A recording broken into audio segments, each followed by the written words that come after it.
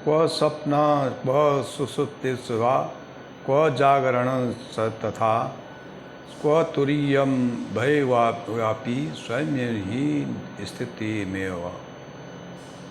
अर्थात अपनी महिमा में स्थित मेरे लिए क्या स्वप्न है, क्या सुसुप्ति है, क्या जागृति है, जागरण है, और क्या तुरीय अवस्था है, क्या भय ही है।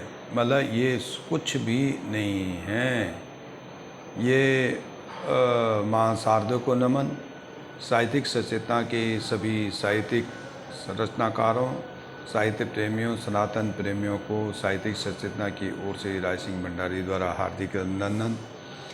ये प्रस्तुत सूक्ति अष्टावक्र गीता के 19वें अध्याय के 5वें श्लोक से लिया गया है, जहाँ पे अष्टावक्र ऋषि जो है राजा जनक को स्वप्न और जागृत अवस्था के बारे में उपदेश दे रही हैं। स्वप्न अवस्था क्या है? आत्मा के 5 स्तर होते हैं जिसे वो पंच चेतन कह सकते हैं, जैसे जागृत, स्वप्न, सुषुप्त, तुरीय और तुरीयातीत। तो जो एक स्तर से दूसरे स्तर तक पहुंचने के लिए ध्यान योग की आवश्यकता होती है। स्वप्न में जागृत में तो कुछ नहीं है। जागृत तो जो बाह्य जगत में जो दिख रहा है वो बाह्य आपका जागृत अवस्था है, और जो अंतर मन में जो दिख रहा है तो वो अंतर प्रज्ञ से जो दिखता है वो स्वप्न अवस्था होती है। उसके बाद सुषुप्त अवस्था होती है, फिर तुरीय अवस्था होती है, फिर तुरीयातीत होती है, जो जहाँ से उसे ज्ञानेंद्रिय और कर्मेंद्रिय में कार्य नहीं होता है, केवल मन ही सक्रिय होता है। तो आज की विधा थी कहानी। तो कहानी के रूप में आज आपके सामने प्रकट हुआ हूँ।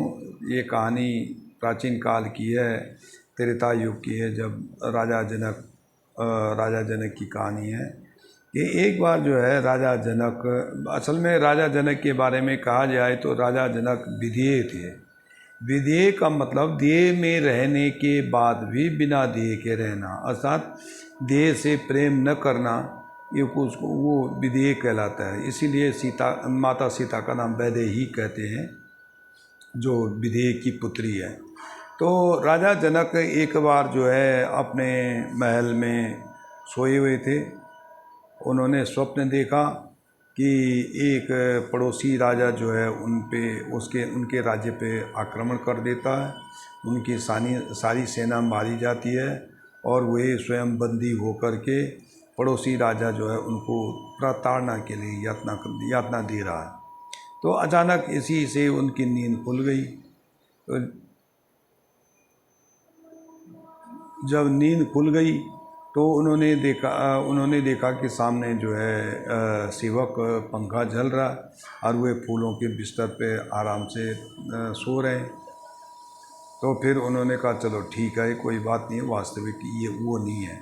फिर जैसे ही उन्होंने फिर आंख बंद की तो फिर वही स्वप्न दोबारा दिखा। तो स्वप्न में उनको लगा कि यही सचमुच है और वास्तविक कुछ भी नहीं है, यही राजा जो है मेरे को यातना दे रहा है। तो अचानक फिर उनकी आँख खुल गई तो बाहर देखा उन्होंने कि वास्तविक तो ये है कि वो सपना था, और ये हमारा जो है भ्रम है, और वो भ्रम था, और ये वास्तविक जहाँ पे सेवक है और मैं फूलों के बिस्तर में पड़ा हूँ। तो ये क्रम कई बार चलता रहा। कई बार जो है जब वो स्वप्न में थे तो स्वप्न को वास्तविक समझते थे, जो वो वास्तविक थे तो स्वप्न को अवास्तविक, और स्वप्न वास्तविक को जो जागृत को वास्तविक समझते थे। तो जब दूसरे दिन राजा ने जो है अपने मंत्री परिषद बुलाया और सभी को मंत्री को इनके बारे में बताया कि ये इसका क्या समाधान है, और कौन मेरे उत्तर दे सकता कि ये क्यों हो रहा है ऐसा, और मेरे मन में ऐसा व्यवधान क्यों प्रकट हो गया, मैं स्वप्न को वास्तविक और जागृत को भी वास्तविक क्यों समझ रहा हूँ। तो कई विद्वान आए, कई विद्वान उनके सामने प्रकट हुए, लेकिन राजा को संतोषजनक उत्तर नहीं दे पाए। तो कई दिन बीत जाने के बाद एक बार जो है अष्टावक्र ऋषि जो है उनके मिथिला में आए।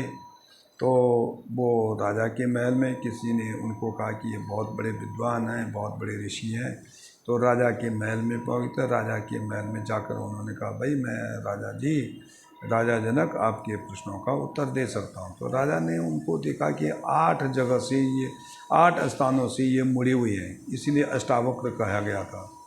तो ये क्या उत्तर देंगे? तो राजा अष्टावक्र ने कहा, मेरी शरीर की बनावट में मत जाइए, आप अपना प्रश्न पूछिए। तो ज़्यादा राजा ने प्रश्न पूछा, तो मेरे को ये सपने में ऐसे हुआ, तो ये क्यों हुआ? तो राजा अष्टावक्र मुनि ने कहा कि भाई देखो, ये न तो तुम्हारा स्वप्न ही वास्तविक है और न ही जागृत जो अवस्था है तुम्हारी वास्तविक है। ऐसे कैसे हो सकता है? कह रहे ये जो जागृत अवस्था है वो माया के भ्रम में भरी हुई है, जिसको जो वास्तविक है ही नहीं उसको तुम वास्तविक मान रहे हो। असल में वास्तविक तो तुरीय अवस्था के बाद जो सुषुप्त अवस्था के बाद जो तुरीय अवस्था पहुंचती है उसी को वास्तविक अवस्था कहा जाता है। ये सब केवल एक भ्रम जाल है और माया का घेरा है। स्वप्न तो स्वप्न ही है और जागृत भी एक जो है वो सही वास्तविक नहीं है। तो इस प्रकार राजा को ज्ञान मिला और अष्टावक्र ऋषि ने उनका उनके भ्रम को दूर किया। अष्टावक्र ऋषि जो है कहोड़ ऋषि के और सुजाता के पुत्र थे। वे गर्भ में ही, जब वो गर्भ में थे तो कहोड़ ऋषि जो है सुजाता को वेद का ज्ञान दे रहे थे। तो उन्होंने कहोड़ ऋषि ने 8 बार भूल की है उनको